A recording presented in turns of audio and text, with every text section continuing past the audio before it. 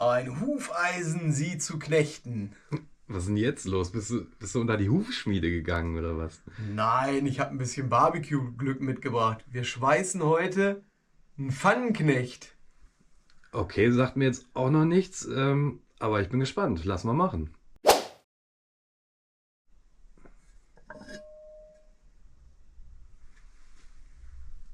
Moin. Wir wollen heute einen Pfannenknecht bauen. Was ist ein Pfannenknecht? Einfach ein Dreibein, auf dem man seine Pfanne über dem Lagerfeuer nutzen kann. Oder vielleicht auch hier schön Dutch-Ofen draufstellen kann und darunter dann nochmal Kohlen platzieren. Meine hat jetzt Füße. Es gibt die aber auch ohne Füße. Oder wenn man einfach eben mal das Bedürfnis hat, den höher zu stellen, weil man eben weniger Hitze vielleicht auch einfach von unten haben will, dann bietet es sich an, ein Dreibein zu haben. Und das bauen wir heute aus ein paar Hufeisen und ein paar Schrauben als Ständerwerk für nur 5 Euro. So, und wie kriegen wir diese Hufeisen jetzt zusammen? Wir schweißen die. Und zwar würde ich die jetzt einfach so rum, Oberseite, hier an den ganzen Ecken einmal verschweißen bzw. so anpunkten. Das müsste schon dicke reichen, denke ich mal. Okay, ich wusste gar nicht, dass du schweißen kannst. Nee, kann ich auch nicht. Also zumindest habe ich das nicht gelernt. Aber ich denke, wir kriegen das hin. Ganz nach dem Motto, lass mal machen, ne? Genau. So, um das Ganze schweißen zu können, braucht man natürlich blanke Stellen. Und die Dinger sind hier schon ganz schön verrostet. Und deswegen werden wir die jetzt einfach mal ein bisschen sauber machen. Und zwar habe ich hier an der Standbohrmaschine hier so eine Drahtbürste eingespannt. Könnt ihr zu Hause auch einen Akkuschrauber oder sowas einspannen. Und damit mache ich das Ding jetzt einfach mal ein bisschen blank. Ne? Das ist ja hinterher sowieso über dem Lagerfeuer. Das muss jetzt hier kein Luxus werden. Das muss hier nicht poliert werden oder sowas. Aber einfach ein bisschen den Rost runterholen. Und vielleicht, wenn man das später ins Feuer packt, so wie man das ja bei so einer gusseisernen Pfanne oder so einem Dutch-Ofen oder sowas auch macht, vielleicht einfach vorher ein bisschen einölen, dass es sich ein bisschen einbrennt. Dann schwärzen die, denke ich mal, auch noch ein bisschen nach. Jetzt machen wir es einfach mal erstmal ein bisschen blank.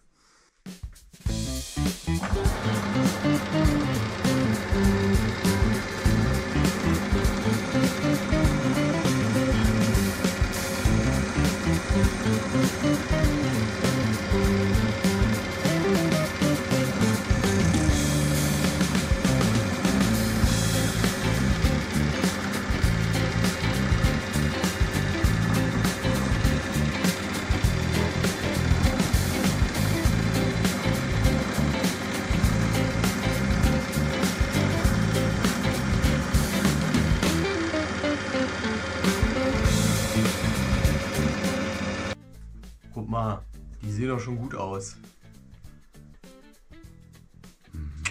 Übrigens wollte ich nochmal erzählen, was ich bezahlt habe. Ich habe ja gesagt, wir bauen das ganze Ding für 5 Euro. Ich habe bei Kleinanzeigen jemanden gefunden, der gebrauchte Hufeisen für 1 Euro das Stück verkauft hat. Das heißt, jetzt habe ich quasi hier für 3 Euro ein bisschen Glück gekauft. Auch nochmal eine kleine Anekdote. Ihr wisst, dass wenn man so ein Hufeisen sollen ja Glück bringen, wenn man sich die an eine Wand hängt, immer so rumhängen, sonst fällt das Glück raus. Dann kommen noch für ungefähr 2 Euro kommen jetzt noch ein paar Schrauben und ein paar Muttern dazu. Und dann haben wir für 5 Euro einen neuen Pfannenknecht. So, wie schweißen wir das Ganze? Ich habe heute mal im Grunde 2 Verfahren mitgebracht. Zwar habe ich so ein Multischweißgerät, das ist so ein Hobbygerät, das ist jetzt wirklich nichts Tolles. Aber es hat vereint quasi 2 Schweißgeräte in einem. Und zwar einmal Fülldrahtschweißen. Da kommt hier vorne so ein Draht raus. Der wird halt durch so einen Vorschub, wenn ich hier drücke, nach vorne geschoben. Ist im Grunde das gleiche wie Schutzgasschweißen. Habt ihr vielleicht auch schon mal gehört. Vielleicht kennt ihr euch auch damit aus. Da ist dann quasi um diesen Draht, strömt hier vorne noch Gas aus. So wie so ein unsichtbarer Schlauch kann man sich das vorstellen. Und dann wird eben das Schweißverfahren, dieses Schweißbad vor Oxidation, also vor Sauerstoff geschützt. Weil ich jetzt sonst nie schweiße, habe jetzt natürlich hier keine Gasflaschen vorrätig, sondern ich nehme das jetzt quasi nicht als Schutzgas schweißen, sondern als Fülldraht schweißen. Und hier ist jetzt ein Draht drin, der ist etwas dicker, aber in dem ja, ist quasi im Grunde so ein Mittel, was mit abbrennt und dadurch, dass das quasi verqualmt, schützt das auch eben diese Schweißnaht oder das Schweißbad auch vor Sauerstoff. Das ist dann so ein bisschen, sagen wir mal, so ein schmutzigeres Schweißverfahren, aber das, sagen wir mal so, für den Heimbereich reicht das allemal, um hier einfach was zusammenzubraten.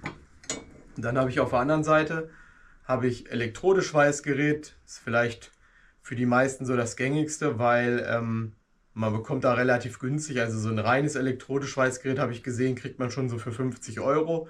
Also wenn ihr wirklich mal Bock habt mit Schweißen anzufangen, das auszuprobieren, ab und zu mal so ein paar Anwendungsfälle habt, wo man mal was zusammenbraten muss, dann ist das vielleicht auch nochmal so eine Empfehlung, sich einfach mal vielleicht an sowas mal ranzutrauen. Und wenn ihr aber Bock habt, das nachzubauen und ihr habt kein Schweißgerät, dann schaut ihr eben mal, ob der Nachbar eins hat oder irgendwer wird schon irgendwie ein günstiges Schweißgerät mal rumstehen haben, wo man mal eben schnell sowas zusammenbraten kann. Und wir probieren jetzt einfach mal beide Verfahren aus und gucken einfach mal, ja, nicht unbedingt was besser funktioniert, sondern ja, zeigen einfach mal, dass auch beides funktionieren kann und dass das auch jemand wie ich kann, der eigentlich keine Ahnung vom Schweißen hat. Ja, weil ja beim Schweißen so ein Lichtbogen entsteht und das extrem hell ist, wie so ein Blitz halt, ne, trage ich natürlich so einen Schweißhelm. Das ist jetzt so ein Automatikhelm, der dunkelt von alleine ab, wenn ich schweiße und quasi dieser Blitz entsteht. Und für unseren Kameramann und für euch habe ich hier quasi einfach so einen Schutz, den man sich so vor die Augen halten kann. Ihr werdet jetzt einfach mal nichts sehen, weil er sehr dunkel ist. Wenn dann der Blitz entsteht, kann man dann eben da durchgucken. Genau, ich habe mir noch Handschuhe mitgebracht, ganz wichtig. Und ja, genau, wir schweißen das gleich auf den Boden, dass einfach nichts anbrennen kann. Und da entstehen natürlich auch immer so ein bisschen Gase und so, aber keine Angst, wir haben quasi hinter der Kamera hier ein Tor und haben hier den Raum dann auch gut belüftet. Das macht auf jeden Fall Sinn. Und ansonsten, wenn man viel schweißt, macht auch so eine Absaugung Sinn. Das haben wir jetzt natürlich nicht und auch nicht extra besorgt, weil das Ding hier nutze ich wahrscheinlich einmal in 2 Jahren oder so.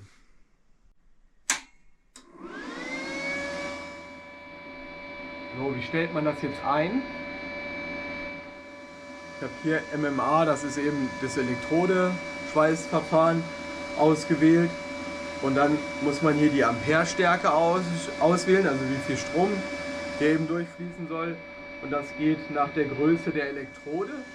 Ich habe jetzt hier eine Elektrode, die ist 3 mm stark und man sagt, oder ich habe es nachgelesen, pro Millimeter Elektrodenstärke 40 Ampere, wären 40 mal 3, wären 120 Ampere und die stelle ich jetzt ein.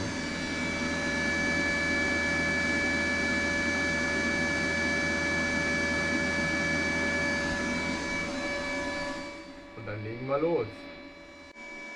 So, wir haben das jetzt auf Steine gelegt, damit die flach aufliegen, wir aber trotzdem hier hinten noch Überstand haben, wo wir eben hier die Masse drauf geben können. Wir haben ja hier quasi einmal ja, die leitende Elektrode, hier ist ja quasi Plus angelegt und das hier ist ja quasi Minus und dann entsteht quasi ein Stromkreislauf und zwischen diesen beiden Stücken entsteht dann eben jetzt dieser Blitz, also quasi so ein Kurzschluss. Und ich habe mir sagen lassen, um so eine Elektrode anzuzünden, die klebt beim Anfang immer erstmal so ein bisschen fest. Macht es halt Sinn, wenn man sich halt erstmal ja, ein altes Stück Stahl oder sowas nimmt und damit die Elektrode erstmal anzündet und die schon mal so ein bisschen warm laufen lässt. Das mache ich jetzt einmal und dann gehe ich auf die Hufeisen über.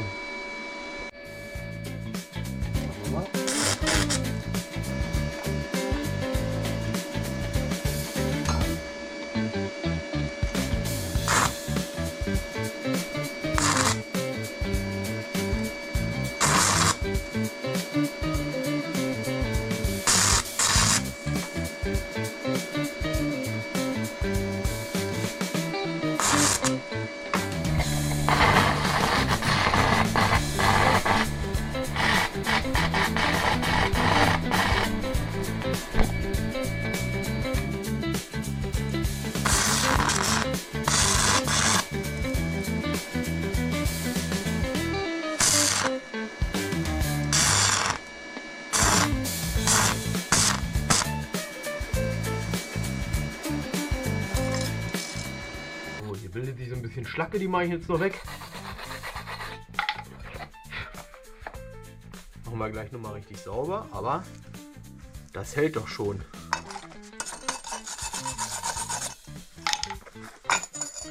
Gut, würde ich sagen, probieren wir es hier einfach mal mit dem Fülldrahtschweißen. So, wir kommen zum Fülldrahtschweißen.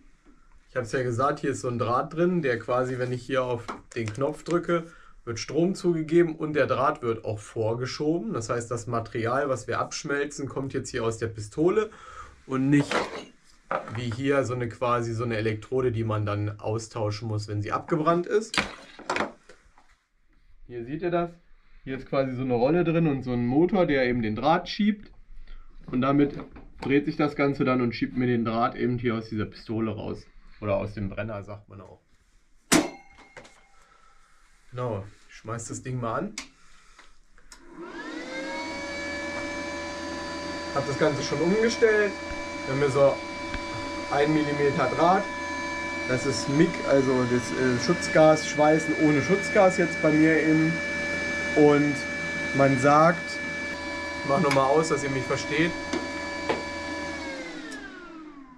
Man sagt 50 Ampere pro Millimeter von dem Material, was wir haben. Ich habe aber jetzt gelesen, umso dicker das Material wird, verringert sich das dann auch, weil man eh schon dann einen hohen Strom hat, auf 40 oder so oder 30 Ampere pro Millimeter. Jetzt haben wir 8 Millimeter und bräuchten da ja, sag mal, 8 mal 3 schon so 240 Ampere mindestens, wenn das ja so um die 30 Ampere wären. Ihr seht es gleich, das Schweißgerät kann nur 160, deswegen nehmen wir jetzt einfach, was wir haben und gucken mal, was dabei rauskommt.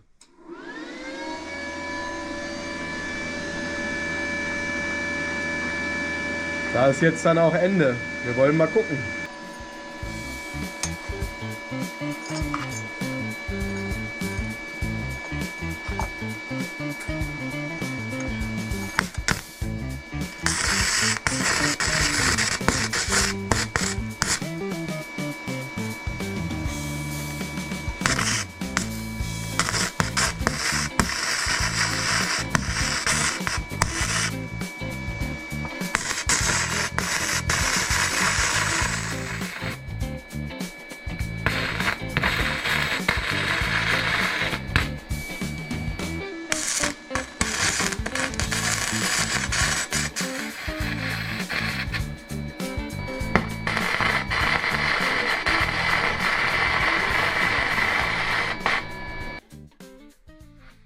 So, da haben wir unsere Hufeisen. Sind auch noch leicht handwarm. Ich habe ja gesagt, das ist eher Braten als Schweißen. Wie gesagt, ich bin kein Profi, aber das hält. Das hält auch wirklich bombenfest. Wir machen das jetzt hier mit einer Fächerscheibe, mit einem Winkelschleifer nochmal einmal schön sauber. Oben und unten. Das wird dann, denke ich mal, von optisch auch Dicke ausreichen, um damit ins Lagerfeuer zu gehen. Und dann schweißen wir hier an jedem Ende von den Hufeisen so eine Mutter an. Und da können wir dann in beliebiger Länge uns eben Schrauben aussuchen, wie hoch wir eben unser Gestell haben wollen und die dann entsprechend dann da als Füße reinschrauben. Ich ziehe mir meine Schutzkleidung an und dann polieren wir das Ding mal.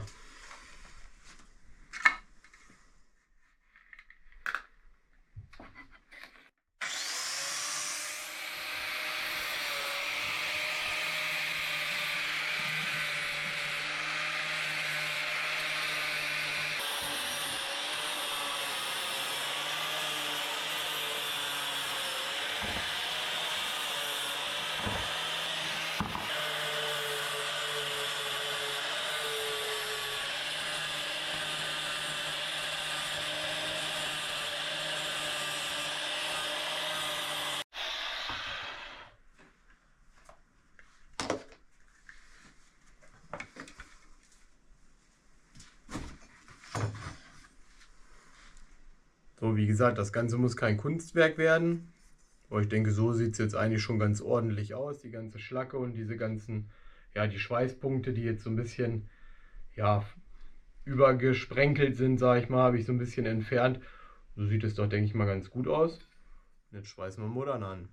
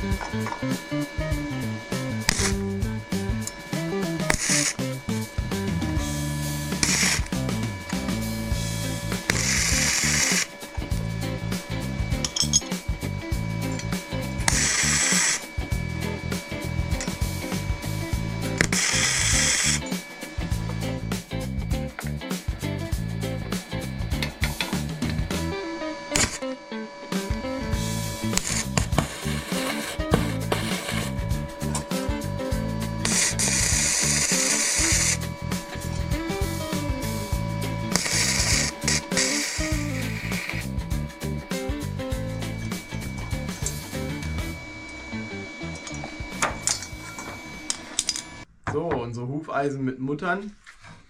Ich bewundere ja wirklich jeden, der so richtig coole Nähte schweißen kann.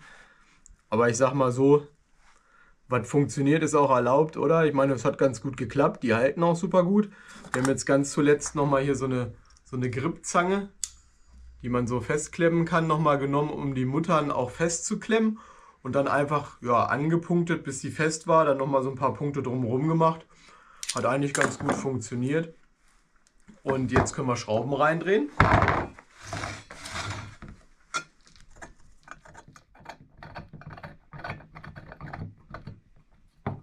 Passt doch. Dann haben wir gleich Füße. So, und da ist unser fertiges Dreibein. Ja, warum überhaupt 3 Beine? Ja, weil alles mit 4 Beinen kann halt immer kippeln. Kann ein Bein in der Luft sein, weil 3 Beine auf dem Boden sind. Bei einem Dreibein ist es immer so, du hast ein Bein mehr als 2 Beine. 2 fällt immer um und fällt immer aufs dritte, egal wo es steht. Es kann natürlich schief stehen, aber es kann nie kippeln. So. Und jetzt könnt ihr den nehmen, ins Feuer stellen. Dann schön eure Pfanne drauf packen, euren Topf drauf packen. Oder eben auch den Feuertopf oder den Dutch-Ofen schön draufstellen, Kohlen unter, da habt ihr ein bisschen mehr Luft gewonnen. Ihr könnt ja auch kleinere Schrauben nehmen, das könnt ihr euch jetzt aussuchen. Durch die Muttern hat man da ja die Chance, das jetzt auch einfach mal auszuprobieren, auf welcher Höhe man die haben will. Wir haben übrigens 12er Schrauben und passende Muttern genommen, also Stärke 12 mm. Was ich vermute, was halt nicht geht, ist, dass ihr später nochmal die Austausch, wenn ihr jetzt erstmal im Feuer gestanden habt, dann werdet ihr hier überall Brandrost haben und sowas und dann glaube ich, dass sich die Schrauben dann nicht mehr so gut tauschen lassen. Das können wir vielleicht irgendwann nochmal ausprobieren und dann vielleicht auch nochmal einen Short oder sowas dazu machen. Aber ich denke mal, genau, ihr solltet einfach mal gucken, dass ihr euch die richtige Höhe am Anfang einfach einmal ausprobiert und da habt ihr ja eben die Möglichkeit, das durch die Muttern zu tun. Ja. Das genau ist jetzt unser fertiges Gestell. Wenn ihr euch besser als wir mit Schweißen auskennt, lasst doch mal ein paar Kommentare da. Schreibt uns doch mal vielleicht noch mal ein paar Tipps rein. Was haben wir vielleicht falsch gemacht? Was könnten wir verbessern? Damit auch alle anderen einen Mehrwert haben. Und ich sage mal, frohes Grillen. Wir sind raus. Reingehauen.